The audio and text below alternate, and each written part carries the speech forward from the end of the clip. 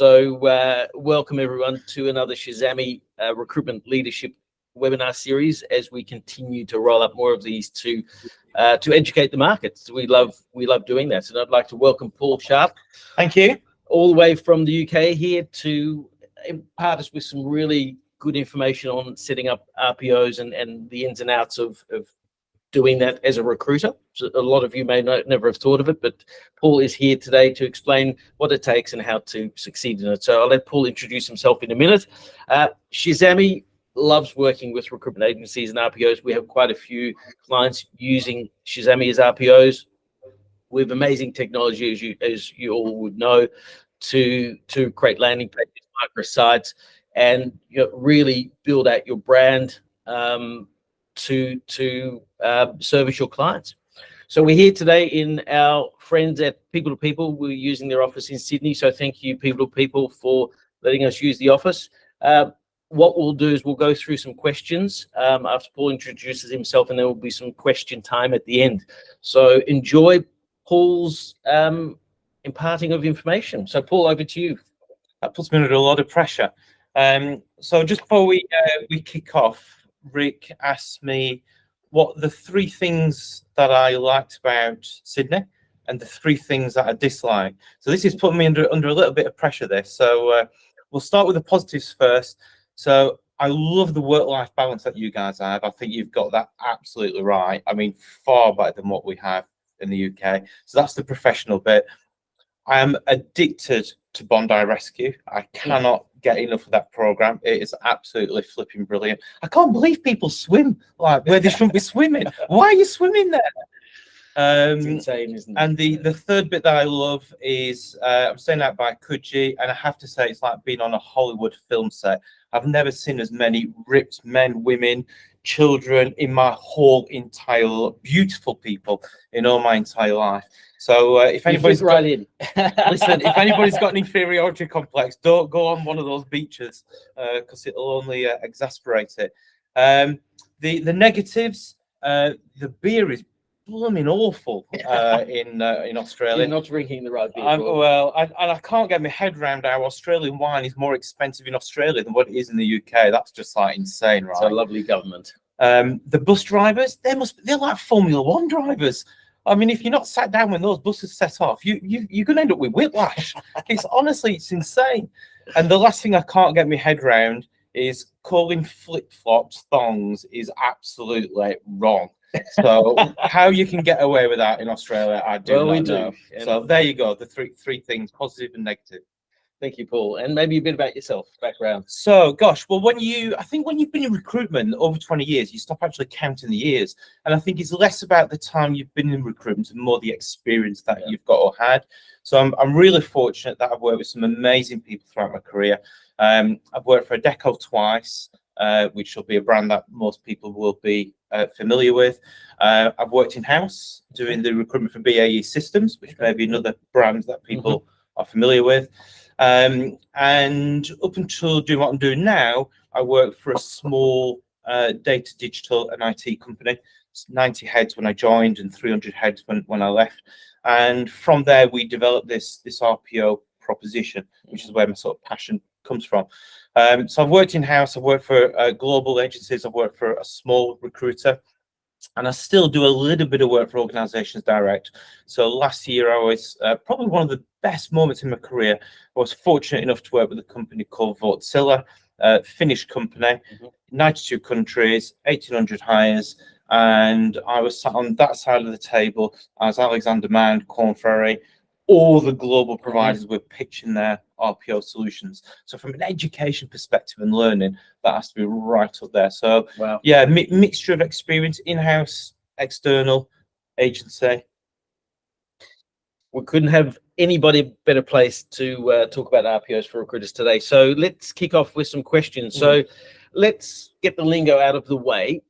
What do we mean by RPO? God, everybody thinks of RPO as something completely different. So I default back to the staffing industry analyst interpretation, which is RPO is all about permanent recruitment, and MSP is all about non-permanent recruitment, so contingent.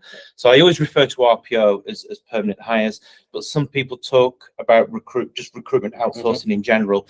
So my default position is RPO is perm. So whilst we're talking majority about perm recruitment today, a lot of what we're talking about can actually be used for the non-permanent side of the workforce as well. Okay, interesting.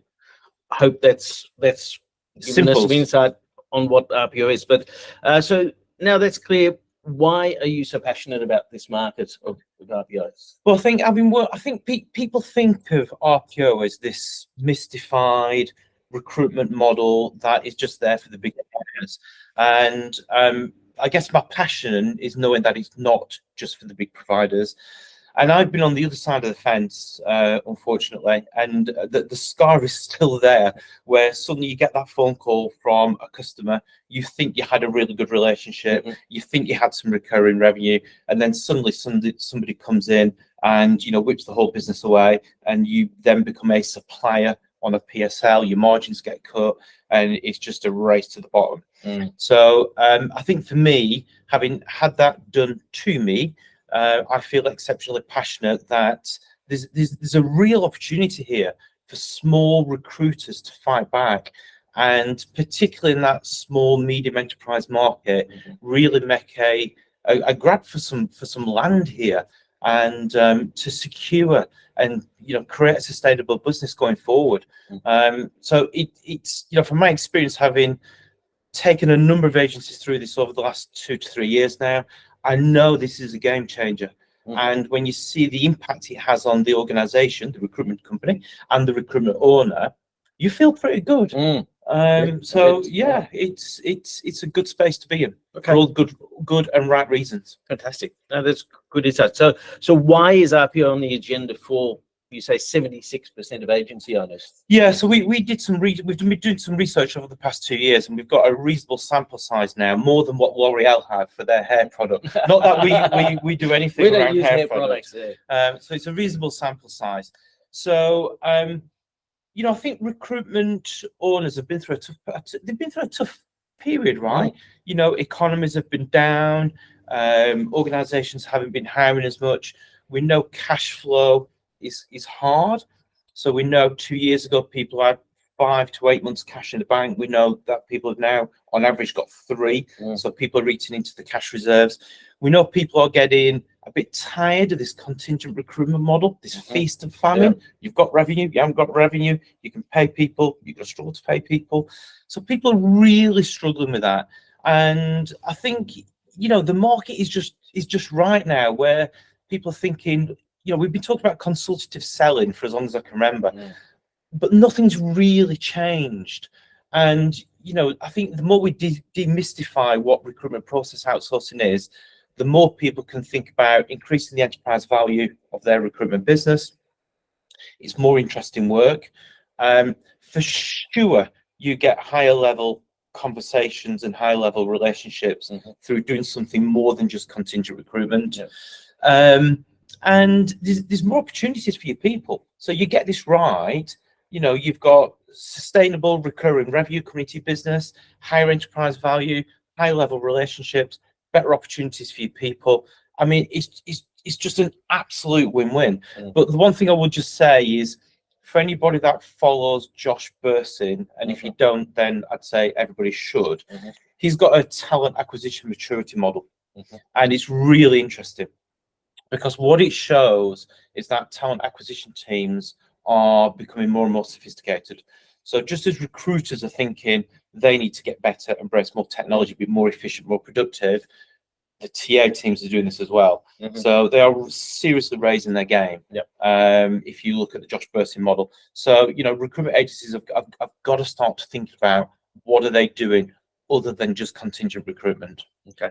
You mentioned margin increases before. Are you going to cover that later? I'll cover that in the pricing section. Perfect. Before any owner invests in RPO, what should they consider first? I think, you know, we always start off with the why. Why do you want to do this? What is it? What is it that you're trying to achieve? How does it fit into your business strategy? What do you want by how much? and by when. I think understanding those questions are really, really important because it gives you a sense of clarity and a sense of purpose. But this isn't just something that people can tinker with and just sort of plug in. This is transformation. So understanding the impact it's going to have on an existing organization is really important. And just to clarify, we've had recruitment agencies that have got 7 heads and recruitment agencies that have got 130. So we've taken your really small businesses through this program, and sort of medium-sized organizations as well. We do less and less work with the big providers, so this is more in the middle market, small and middle market. But I think getting that bit right, understanding what you want to achieve, and having some clarity on your vision and where you're going and what you want to achieve is really the starting point for me. Okay, great. Now we've got all of that in order. Where do you start? How do you kickstart this? How do you build a plan for it? So I think once you've got that clarity on what you're trying to achieve, the starting point is really looking at your existing customer base. So there's a great sense here of selling to your existing customer base before you take things external. So I think I don't know how many people segment their customer base, but this was always a yearly activity for me when I was at the coalface of recruitment, and it's a great exercise and activity to go through with your team.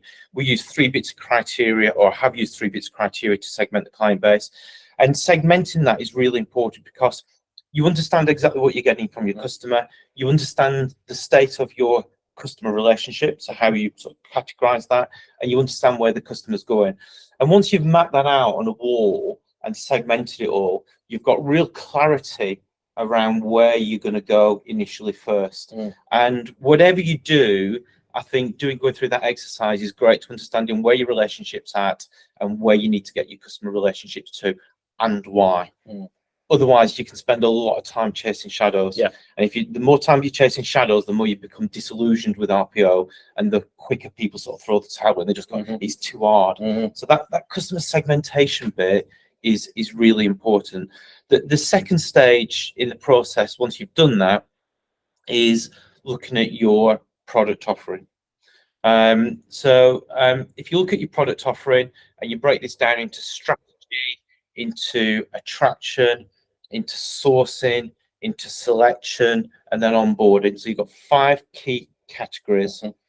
And then the activity we would normally do with an agency owner is trying to sit down and understand what is it that you've done in the past with organizations around strategy, as an example. I'll give you some examples in a second. And what have you done around attraction or sourcing or selection and onboarding? If we go back to the strategy bit, I'd be very surprised. Most agencies have done something around market mapping, salary benchmarking, candidate availability, which organizations are recruiting, what skills, what's the demand out there, what's the density of these skills in these cities that you're recruiting for.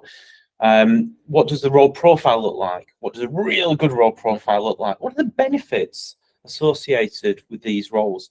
So that's just 1 or 2 areas around what you put in the strategy bit. And then the bits throughout the process will then sort it accordingly. But I'll just make one key point. You've got your strategy, your attraction, your sourcing. In that sourcing bucket is where recruitment agencies sit. They are that part of a process that is that big. So one of the challenges that recruitment agency owners face is shifting from thinking I'm a supplier to actually I'm a business partner, recruitment business partner, going right from strategy right through to onboarding. So totally different. It's completely different. It's completely different, and that's one of the bits that recruitment agencies struggle with. It's the mindset shift because they go back to thinking I'm a recruitment agency, just providing the person. And as again, I keep stressing this, but the process is not that big. It's that big. And much so bigger, you've got to think completely differently, and that takes a big mindset shift. So you just going back a step, you talked about segmentation for the layman, because I didn't quite understand what segmentations you look Okay, at. cool. So you look at traditionally, I would go back 3 years and look at all the customers that an agency has billed 3 years ago, 2 years ago, 1 year ago, year ago. Do some analysis around customer retention. You can easily also look at organizations where you've had vacancies but not filled them. So you've had the opportunity to work, but you just haven't converted that. And then once you've got all your customer data together, you would map this on a wall on the 3 metrics. Your 3 metrics being, what do you get out of the customer? Is it you're on a PSL? Do you get 1 vacancy a month? Do you get 1 a year? So what's the repeat business look like? Is it high margin? Do you have access to the line managers? So that's one element of the criteria. The second is categorization of client relationship. Are you at the starting point? So are you at contact? Have you got acceptance? Are you at trust? Are you at loyalty or advocacy? So those are the 5 key categories. And then the last one is, so where's the customer going? Are they high market share, low market share? Are they high growth or low growth? So it's the Boston matrix. So you take those 3 elements of the criteria for your customer segmentation, you smash all your customers, past, present, through that process, you map it all out on the wall, and you'd end up with this big grid, and obviously your top however many boxes would be the ones that you would focus time on. But regardless of whether you do RPO or anything, I use this for client management. It's just a really good exercise for account management. Makes good sense. Yeah. All right. Thank you for that further explanation. So now that you've got your segmented customer base, what's next? Well, you've built your proposition. So you've gone through the strategy, the attraction, the sourcing, the selection, and the onboarding categories. You've broken down key elements of your service items. So you've got a really good defining point in terms of your minimal value proposition. The second part, once you've done that, and this is really critical. And think about this: how many recruitment agencies take a product to their customers and test it to get the feedback? Not many, I'd say. It's not many at all. And so this is an opportunity, once you've defined your minimal value proposition, is to actually take it to your customers. Bear in mind that we've mapped all this out on the wall. So we're going to take it to the upper 6 quadrants up in that top right-hand corner. And you need a minimum of 20 customers, ideally 30. And we run the process of testing the value proposition through a process called Kano. Kano analysis came from Japan. It's a guy who was an expert in Six Sigma and Net Promoter Scores. And you take the product to your customer, so your key stakeholders, and these should be senior, by the way. I should have emphasized that at the point. This is all about making sure you've got right level relationships. This is not something you take to a recruitment business partner. This is something you take to a HR director or an SVP or an owner. And you ask the customer for feedback on your proposition. So you ask a functional and dysfunctional question. Because if you take your product offering to a customer and say, I'd like you to give us some feedback on this product, this service that we're building. What do you think? The customer normally goes, I love it. And then you say, well, what bits of it do you love? Oh, I love all of it. If you were me, what would you do differently? Oh, just do all of it. And then you say, okay, so if I took that bit away, how would you feel? Well, I wouldn't be that bothered. Okay, so that can then sort of come down here. And if I took this one away, or that wasn't a priority, or that was an additional service or product offering rather than the core, how would you feel? And they'll say similar things. I wouldn't like it, or I would like it. So you take the product offering through this Kano analysis. It's a really clever way to ask your customer functional, dysfunctional questions. You'll get some great feedback on your product offering, and then you can refine your product offering accordingly. We did this with a company out in Ireland about 5 months ago, and they took it out to their customer base, came back with their product offering, and it was, I was like, wow, your customers don't want this.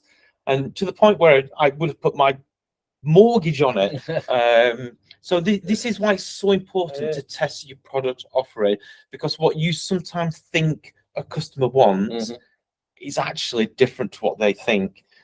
So this is why it's super important, because when you do take your product and service offering to market, it's really important you're taking what they want rather than what you think they want. And that's a key step to getting this right, is making sure you understand what they want. So running through the K&O analysis. K&O analysis is an external process. You can Google it. It's on the North Star website as well. But it's a really great process to test the product offering before you take it to market.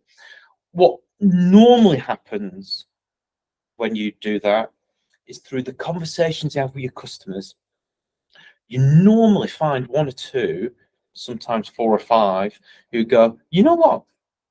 If you do that, will you let me know? Or now you've talked about that, it's got me thinking about something we may have a need for. Or when you're ready, give me a shout. I'd be interested in having a further conversation. So it normally opens up doors. And this is why we do the customer segmentation bit first, because it helps you understand where to take your product offering and get some feedback. But it also helps you understand where you've got trusted level advisor relationships or above, customers in high growth markets, and you get good business from them. It's a great way to test it. And this is why we do the customer segmentation bit. Otherwise, what I found is, if you haven't got those high level relationships, you can frequently spend a lot of time building this out. You take it to market, and then you go, nobody's interested. Nobody's interested because you take it to market to a customer base and you haven't got the right level relationships. So doing that segmentation bit is key.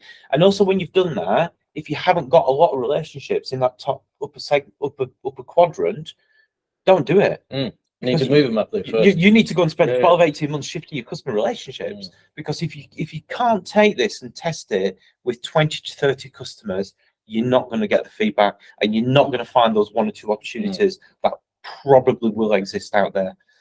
So it's really, really super important. What we normally find is recruiters will go, oh, I know what RPO is. It's this and it's that, and it's just a little bit more of what we do. It's an extension rather than something different. They take it to market, they don't get any bites, and then they go, oh, I'm just going to go back to being a contingent recruiter. It's easier. It's not easier. It sounds very, very complex to get it there. But the question I have, do you find that different customers will have different needs in products? So will you end up doing this analysis and you'll find that customer A wants 80% of what you've got, and customer B wants only 50% of what you've got? Yeah, you'll get a lot of commonality. So not every customer will want everything for sure. So when you run it through the K&O analysis, you might find 80% want this and 20% are okay about it, and so 10% are okay about it, and 10% might be ambivalent about it. So you do get that a little bit, and that's why running through that process is really important, because it gets rid of the subjectivity, and it makes it an objective process for redefining your value proposition. And at the end of the day, it's not to say that you may not adapt your service to accommodate that one customer who may want something slightly different, but what you're trying to build here is a core product offering that the majority of people think is fit for purpose. But RPO for me is not about taking something off a shelf and selling it. It's about, you've got some basics around process, procedures, technology, but it is about being flexible. It's paramount. You can't just take something off a shelf. Sounds like you have to be very flexible and understanding of your customers' needs. So how much of a focus is direct hiring for organizations, and how do they achieve this? Well, I think one of the key steps that you undertake when you're starting to go down this road is doing a proper discovery audit with your customer. So, if you don't understand the ins and outs of that organization, in terms of how they're made up, how requisitions are raised, why requisitions are raised, the process they go through for external benchmarking, what happens when it's raised, where does it go, what do they do, what do they currently do in terms of benchmarking their current performance. So all that is absolutely super, super important, because what you will normally find in certainly the less mature organizations, and certainly small to medium organizations, is their level of sophistication is quite immature. And I am generalizing a little bit because some are clearly brilliant. But what you normally find through going through this process is they can be quite heavily reliant upon recruitment agencies. Good for being a recruitment agency owner, but not so good about the organization. So, talked to one business owner this week, 200 heads in the business, growing steadily, very small HR team, do HR work, but recruitment's like, not what HR people do.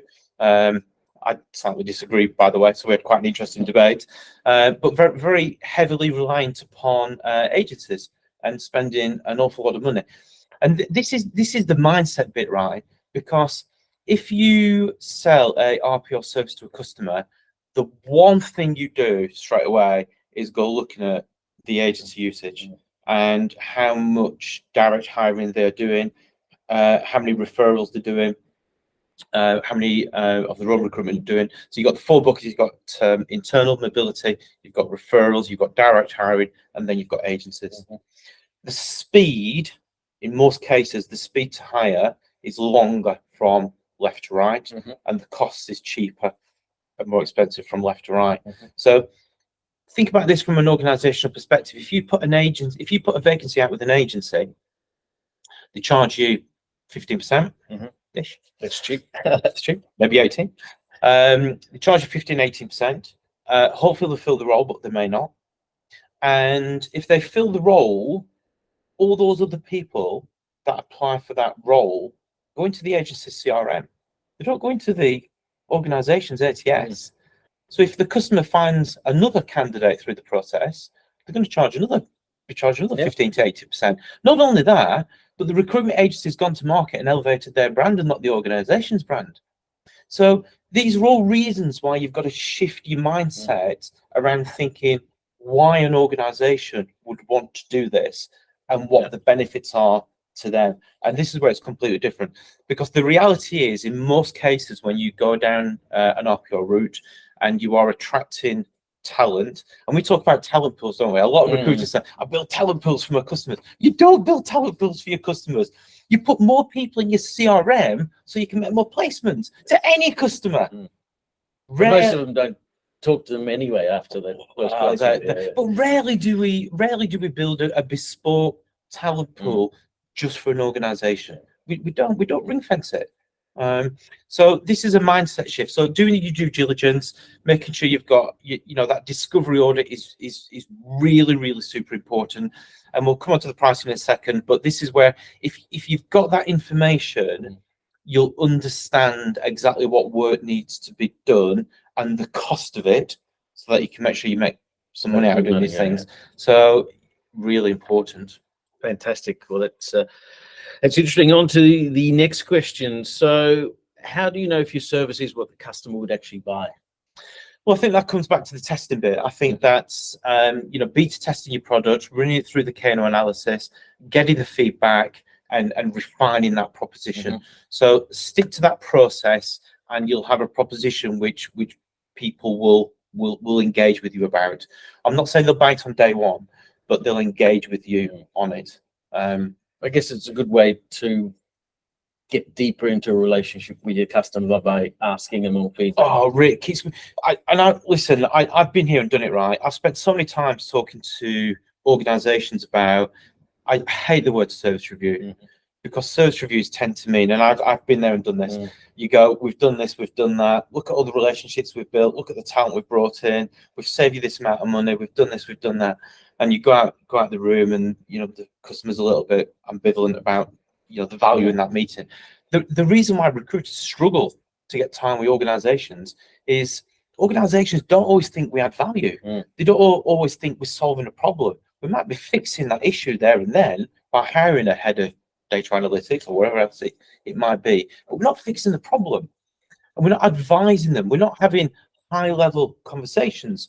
So one of the things I used to do an awful lot of, and I'm not ashamed to admit this, I used to read a lot. I'd research, I'd remember data from the staffing industry analysts, ABSCO, Elliot Gartner, Josh Burson, and I would go into organization and I'd say, you should be thinking about this. This is what the world of work is going to look like in 5 years. If I was a HR director, I'd be planning for this, because this is going to mean you're going to really seriously change in terms of how you might acquire talent or go to market. So it's about having a higher level conversation with your stakeholders. A great way to achieve trusted level relationships and beyond is talk about things that's going to impact on organizations. Give these people as much as what you possibly can to arm them with whatever they need to be successful. When I worked in-house for BAE Systems, the one thing I lost straight away is just that market intel. I was so reliant upon 3 or 4 agencies to keep me abreast of what was happening in the world of work, what was happening around availability, the latest technology. I don't know why, but as soon as you go in-house, you get absorbed a little bit, and you can lose touch with reality a little bit, or certainly the cutting edge of recruitment. And that's where I think recruitment agencies have got a really key part to play, is keeping the customer informed and really aware of what's happening in the world of work. Interesting. So next question then. So you've built the service, you've tested it, you've segmented, you've spoken to your customer, you refined it. What's next? So the next bit is taking it to market. And I think this is where people have got some decisions to make, because some of the questions to think about, hence the reason why we said start with the why, is how does this fit into your business model? Is it a separate brand? Is it a new brand? Is it an existing brand? How are you going to actually take it to market?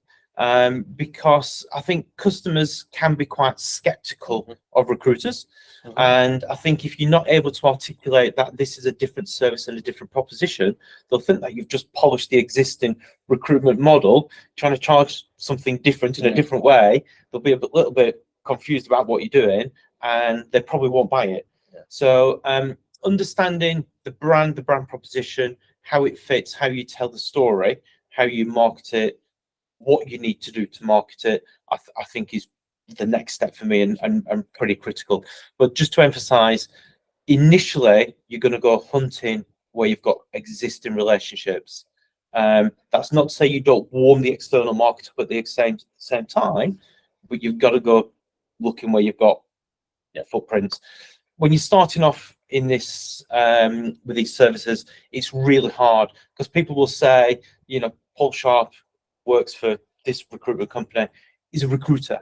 He's not an RPO expert. So you've got to think about how you change the brand message and what your brand means to the customers, because they can be quite skeptical. Yeah, absolutely. A very important point there. So this is a common question. How do you price RPO solutions and make money from it? Well, this is a really important question, and this is where people get it wrong. So we talked a little bit a few minutes ago about driving direct hires. So, making sure you understand how you're going to drive direct hires, how you're going to create your microsites, your websites, your employee engagement, your EVP, how you're going to drive traffic. To do that is really important. Understanding the baseline today is part of the discovery session, which I mentioned at the start. So making sure you've audited your customer, and then thinking about where you can shift the dial to, and how and why you're going to do that is really important. So once you understand the work that needs to be done to drive direct hiring and agency usage down, then you will understand the cost base associated with delivering that service. But I'll share one really simple fact with you. Most recruiters, everybody talks about gross margin, gross profit, net fee income. So whatever the terminology is, we'll say gross profit for now. Most recruiters drop about 20% of their gross profit to the operating profit line. So the other 80% gets eaten up in costs. So they're dropping about 20%. With RPO, you're flipping this the other way around. You're working out the cost of delivery and the cost of the service. You should be putting on a minimum of 30 to 40% gross margin. I've known people put 45, 50% gross margin on it. And providing you're successful, and by the way, there's no choice here. You can't not fill roles with an RPO. You have to fill the roles. But if you do that and you price it up the different way, you'll convert about 40% of your gross profit to the operating profit line. So this is a way to almost, in a simplistic way, halve the revenue of your business, but do more recruitment process outsourcing, and you'll be more successful, you'll be more profitable, or as profitable, because you're going to do it by putting 30 to 40% gross profit on your cost, rather than trying to convert your revenue to 20%. Interesting. It's honestly, it's a game changer. So with some of the agencies that we've worked with over the past 2 years, this has become, you talk to the business owner now, it's a game changer. So, right from the small recruiter with 7 heads who have now got quarter of a million pounds or euros in guaranteed revenue now, right through to the big agency that's got multi-million-pound deals.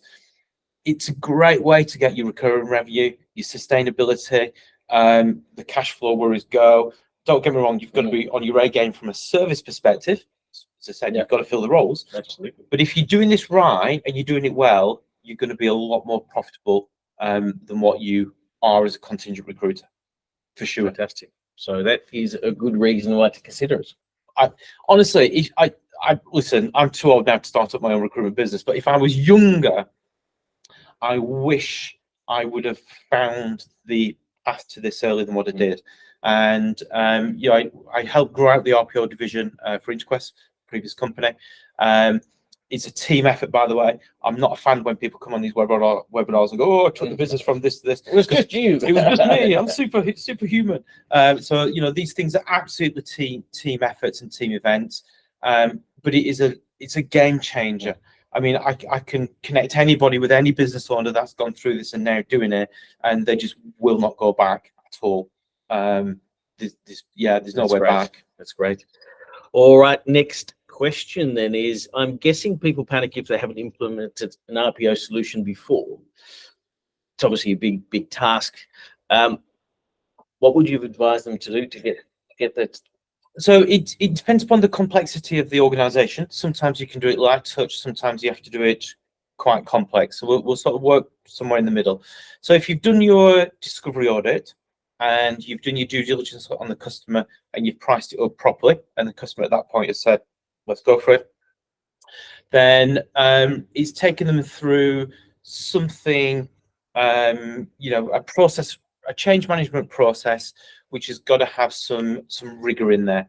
So, normally we'd start off with a project initiation document or PID document, and in there you'd have your work streams, and you'd be engaging the customer, or certainly the key stakeholders in the customer, to help you build out your the milestones, the high-level project plan, and then it's all about implementation. So implementation could take anything between 6 weeks and 14, depending upon the complexity of the organization. But it's just about making sure you've got a methodology. So, documentation, communication is probably the 2 key bits where it goes wrong. And the third one is manager buy-in. So again, this way the communication bit comes in really important. So if you try and implement something and the managers are disengaged, it's not going to work. It's like pushing water uphill. It's not going to work. It's not going to work. So last question here. How would you describe the role of tech in these cases, and what should owners be considering in making sure the tech stack is correct? Super important, right? Because at the end of the day, this is now about service. It's not about filling a role. It's about hitting your service level agreements. It's about also measuring the customer. So you can't do your bit if the customer doesn't do their bit. So you're now measuring the end-to-end service. And the only way to do that, other than running stupid amounts of Excel spreadsheets and having various administration costs, people keep on top of data, is just to run it through some technology. So I think I said at the start, maybe I didn't, one of the areas where HR directors are really worried is about how much talent they're losing through the screening process, through automation. So you've got to think about that automation bit and how you do it, and why customers would come to you rather than do it themselves. But technology is super important, because you've got to be able to report, you've got to be able to educate, and you've got to be able to put your hang your hat up and say, this is what we do, this is how we've done it, these are the measurables, this is how long it's taken, this is the cost, and you just don't want anybody sat behind a keyboard working that out. And the last thing I'd just say is, we just touched on it earlier, it's just that website, the microsite bit, driving traffic to the website and then measuring all that stuff is super important. Because if you're not driving direct hires, then the business case will fall down pretty quickly. And when you're doing the pricing, by the way, I'd also suggest to anybody is build out the business case for your customer, because you will do it far better than what the customer will. And ultimately, what you're trying to do there is look at things like metrics like your cost per hire, but build the business case for your customer. Don't let the customer go off and do it. You should be doing that for them. Do it all for them. Yeah, and price that in. Yeah. Well, thank you, Paul. That's a world stop. That was a very, very quick rundown on how to set up an RPO. So thank you for joining us here today, all the way from the UK. Yep. We'll hand over to the audience for questions. If you have any questions, please pop them in the chat function.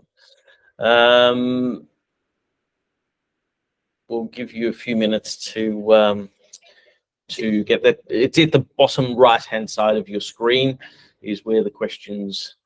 If not, people feel free to connect with me on LinkedIn. And if anybody's got any questions after this event, they're more than welcome to pose them through LinkedIn. But just whilst we're waiting on that, we also have a program as well. So, if anybody's interested in the recruitment process outsourcing program that we run, then, more than happy to share that. But again, just want to emphasize for me, if you're a recruiter and you're 1% interested in this, do not hesitate, do not waste time, because this market is going to grow from 9 billion to 33 billion in 9 years. That's the prediction for this market. This is a market that most recruiters, if they're good at filling roles, they've got really good relationships, they should be thinking about expanding into this sector for sure. Fantastic. Good advice there. Just on the program, is that something that is self-run? Do people subscribe to a program? Is there a cost involved? Yeah. Good things aren't cheap, Rick. So it is a program. I'm not a trainer. I'm somebody who's run these teams, built these teams, sold these products to customers, run them, implemented, and everything else. So it's about sharing the learning. The program normally lasts somewhere between 6 and 9 months, depending upon the organization. But I've just had a customer that reached out to me literally before I came out to Australia, and she's got a opportunity. So she that whole sales bit has all been done. She just is now panicking, going, this customer said they want me to do their recruitment for the next 3 years. They're opening up in the northeast of England. How do we do it? So we're having to sort of bypass the program to a degree and having to sort of fast track. So sometimes people will be presented with opportunities and they then just need, how the hell do I do it? Quickly. Rather than So the program's there, but it can be unbundled as well. Good. Nicole, I was hoping you can help here because I can't read what's on my screen, but can you read out the questions that are being asked? Okay, so we've got Paul Bridgewater. Do you recommend clients to bring in new recruiters to run the RPO solution, or pivot current contingent recruiters that have the client relationships? Oh, great question. So it is far better if you've got a recruiter that knows the organization already, for sure. The challenge is that you cannot pay people when in RPO, you can't pay people the same. The remuneration has to be different. The bonuses have to be different. It has to be aligned to the key outputs of the customer. And the one thing I would say is that you've got to have people who are good at delivery. You can't have 360-degree recruiters suddenly changing from being hunters to farmers and expecting the same remuneration. You just can't do it. But what I would say is that when you talk about a recruitment business partner, it's a different skill set. And what we do tend to find in recruitment agencies is there's 1 or 2 people who maybe they're not good at selling, but they're better than being delivery. And it's somewhere in the middle, but there's not a home for them because there's not a model. This is a great way where if people are really good at client relationships and they understand recruitment inside out, it could be a great way to plug a gap in your business. But by far, to answer the question directly, it's far better to have somebody who's got a relationship with the customer than starting from scratch. What you can't have is, as I said, a 360-degree recruiter earning the same remuneration. Sounds like you can't have your top biller You can't. leave. Yeah. Okay. Good question. Next question is from Darren Cottrell. Thanks for the prezzo. Slight sidestep. Do you see the same opportunity for SMEs offering a MSP solution? Yeah, 100%. So obviously the process that you go through is slightly different, but I've done the same thing myself. It's just understanding the maturity model and the volume. So